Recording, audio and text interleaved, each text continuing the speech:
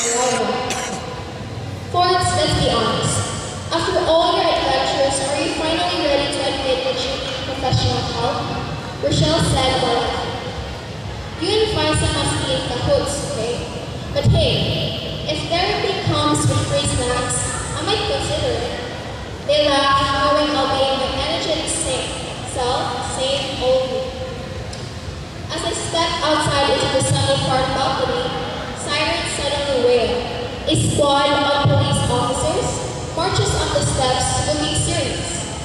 It was Shelly Cabana, Eugenia Pada, Isaiah Labadia, Joanna Torres, Christian May Amaro, Syke Evans Canada in their uniform as police officers. Chief Isaiah said, Captain Managil, you're under arrest. I was shocked, not because I knew these officers, but what did I do? Then Shelly continued, for being too awesome, of course, and for illegally making us laugh during June. I was dumbfounded.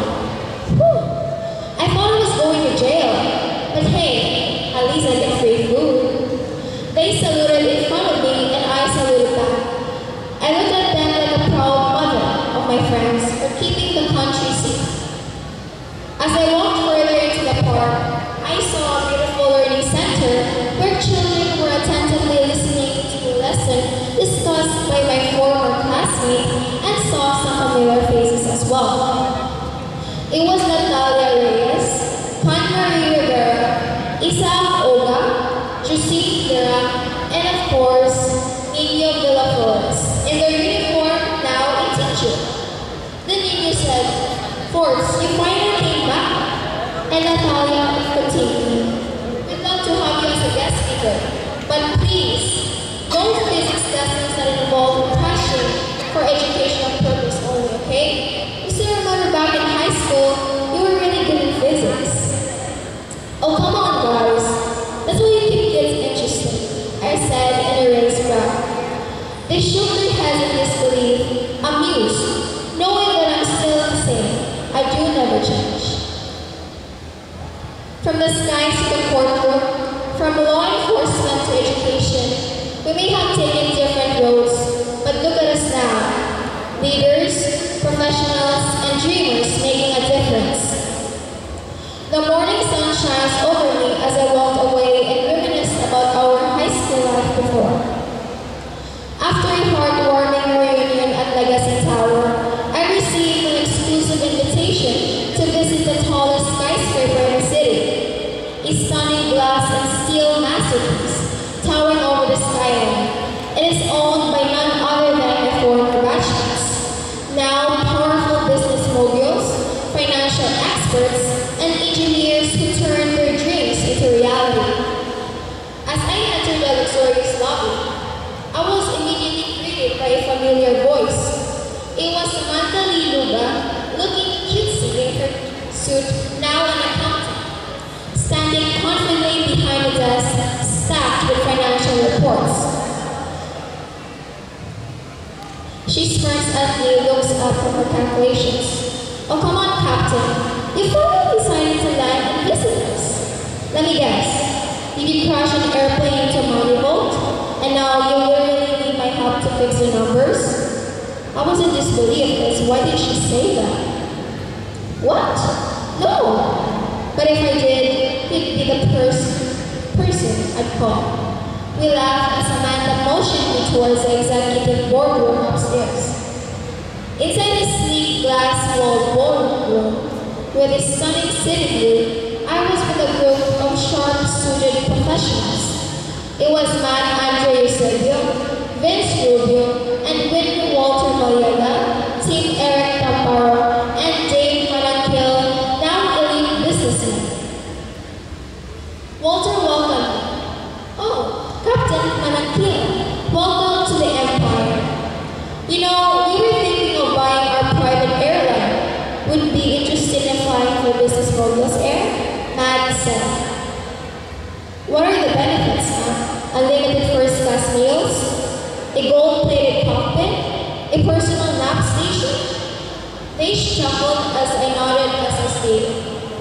Whatever you want, just don't crash our investment, okay? Vince Rubio said. We all laughed as we toast to our success. As I explored the skyscraper, I saw a massive model of an upcoming city project. This designed by none other than familiar names. It was Erna Miraflor, Andrew Aguilar, and the person who literally made me love math. Our math wizard, Chris Angelo Vera, now a civil engineer. Forts, welcome to the future, Angelo and Andrew said. We're designing the next world's tallest building, and we might just name the rooftop lounge after it. Erna said that made me feel so happy. I love that. Just make sure there's a helipad so I can land in style, I replied. We all laughed before showing me more of their work. A private showroom inside a skyscraper. My jaw dropped as I saw a futuristic car prototype with a sleek jet-inspired design. It was designed by Herman Hausler, now an automotive engineer. He said, Forts, meet the H2025 Skyline, a car that drives like a jet. Since you love flying so much, I figured you'd appreciate it, he said with generosity. Then I replied rather, wait, does this mean I can literally take off in traffic? I said with curious eyes. Not yet though, but give me time. I'm working on it. Herman laughed. I excitedly sat inside, amazed at how far we've all come. From the skies to the business world, from engineering marvels to financial empires, we didn't just dream of success, we built it. As the sun set over the city skyline, we sat together on skyscraper's rooftop, raising a glass for our unstoppable journey to greatness. After visiting the skyscraper empire of my business-savvy friends, I received an urgent call. It's time to return to the skies. I rushed to the airport where I was once again reminded that no matter where I go, my batchmates are always around, leading, innovating, and making an impact in their fields. As I reached the check-in counter, the system suddenly freezes. A few seconds later, a confident-looking professional in a tech badge taps away on a sleek laptop. It was Archon Amor, now a computer scientist. Hold on, Captain Anakil. Just fixing a minor system crash. And done. The system's back, and so is your flight, Archon said confidently. That was so fast.